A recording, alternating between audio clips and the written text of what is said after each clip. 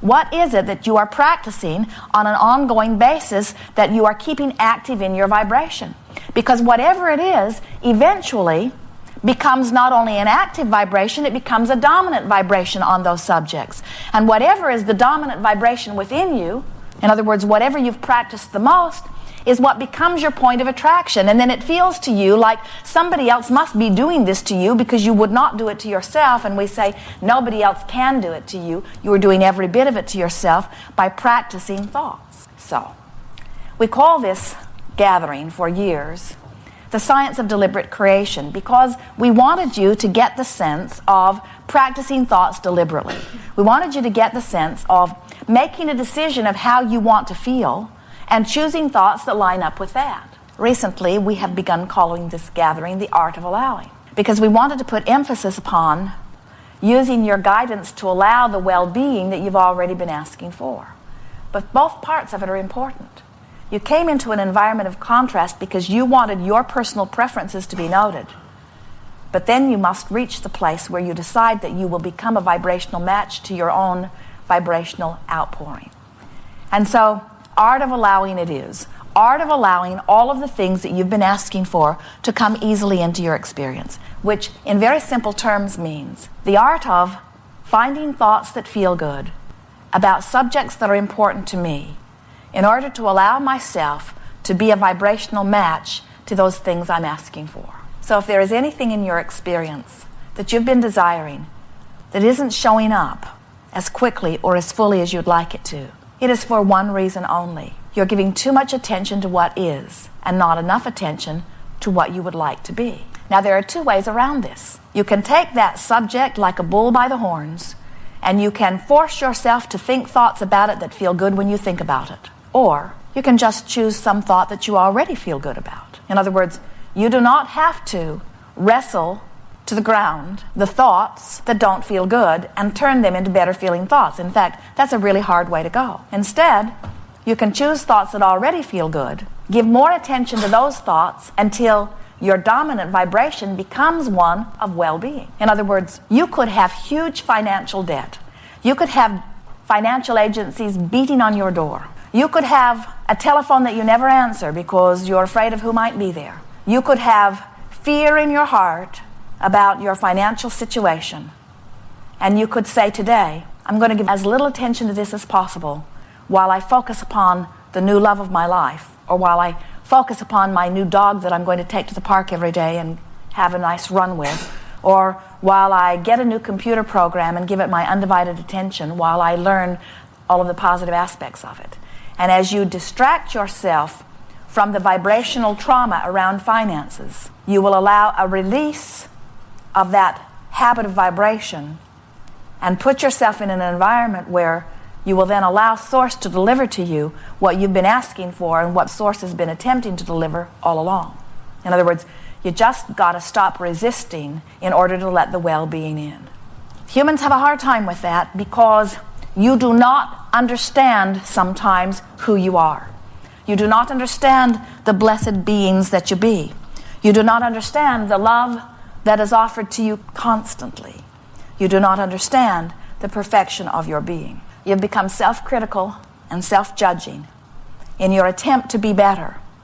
But in doing so, you hold yourself so often in a vibrational disadvantage because you do not allow yourself to love yourself enough to let the well-being that you so much want and deserve in. And so we come forth, as do so many others, loving you completely, letting you know in as many ways we can the perfection of that which you are. But you hold stubbornly to your decisions that things should not go as well for you as you would like them to. And we are here to tell you things should go as well for you as you would like them to. You should get what you want.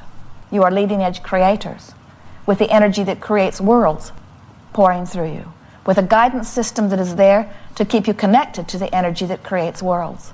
Life is supposed to go well for you. It is time for you to let the love that is shining to you through to you. So how do you go about that? How do you make something different in your vibration become active? You just have to practice it, that's all. How do you let financial abundance be the more dominant vibration within you? You just have to practice it. How do you let physical well-being be the most dominant vibration within you. You just have to practice it. You just have to find thoughts that feel good on subjects that are important to you and try to stay tuned to the subjects that feel good. And if the subject doesn't feel good, then change the subject. Get off of it. When you think about money, does money feel free and adventurous to you? Does it sort of give you that feeling of elation? Or when you think about money, does it feel more heavy, more worrisome? You can tell right away which way it is. It doesn't really matter because you can change it. But we want to say to you, whichever way it is only that way because you've practiced it that way more. When you think about your physical body, do you feel secure and stable and adventurous, or do you feel tentative and worried? Do you feel sort of unsteady and unsure? It doesn't matter which way it is because you can change it, but whichever way it is, you can feel. You can feel which way you lean, and we just want to say to you that you lean that way because you've practiced it that way. That's all. We're suggesting that you make a decision that you're going to start practicing thoughts that feel better. And we have an endless bag of tricks to offer to you to help you toward that end. There are so many different things that you can do that will all help you become more oriented to allowing the well-being that is natural to you. For example, you can make a decision that you're going to get on a rampage of appreciation, which means you're just going to look for things to appreciate everywhere you go. You're going to walk into a room, and instead of noticing what's wrong with it, you're going to notice what's right with it. And you're going to do it so deliberately that you may even want to sit for a minute and write some things down. So as you come into an environment like this, you might say something like, isn't it nice that someone has the wherewithal to put a hotel in a place like this that is convenient to so many?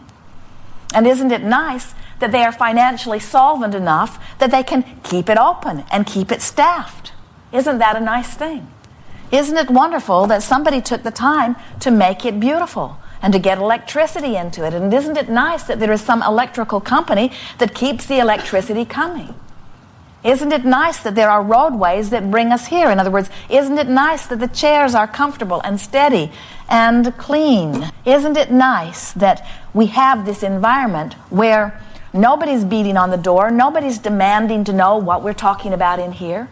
Nobody is making you show credentials about whether you are allowed to be here or not. In other words, there are endless positive aspects that when you focus upon them would make you connect to your source energy if you would take the time to do it. Now, you could notice the hole in the carpet, and you could notice that the bellman didn't come when he said he would, and you could notice that, in other words, it could go any way you decide to make it. But our point is, when you decide that this is a moment that you're actually labeling rampage of appreciation, this is a moment where I am literally looking for things to say, isn't that nice, isn't that nice, isn't that nice, isn't that nice? What I'm actually doing is using this moment in time to align myself with Source. And that is a very big thing. Because Source already knows what you want. And when you take time to align with Source, you're taking time to open your valve to allow the flowing into your experience of all things that you consider to be good. Not just things about this room, not just things about the subject that you are appreciating, but all things that you desire are open for you to receive when you are using anything as your excuse to feel good. Rampage of appreciation, powerful tool. If it was the only thing you ever knew, you could live happily ever after, fulfill every dream that you could ever conjure, be the brightest light in everyone you know's life, add more to this physical environment of anybody who's ever been here or ever will be here. In other words, you need not know one other thing other than to appreciate, and you would open to all things good. Because the universe has established everything else. The contrast is there to make you personally prefer. If you could just get in the habit of appreciating every chance you get, you would be in the place of allowing so much good to flow into your experience. People who watch you would be sure that you had been granted a path of well-being before you were even born. They would flock to you. They would say, what is your secret? How do you do this? How is it that every time I hear you open your mouth and express even the slightest wish for something, the next time I see you, you're living it fully? People will say, how is it that you thrive financially? How is it that you thrive emotionally? How is it that the people in your life are loving? How is it that your relationships are remarkable?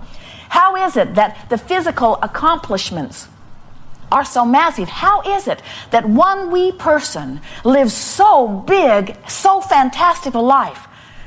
That's what people will say to you if you will just get in the habit of being an appreciator, get in the habit of being the allower of the well-being that you so much want and deserve. So we've been offering a new game.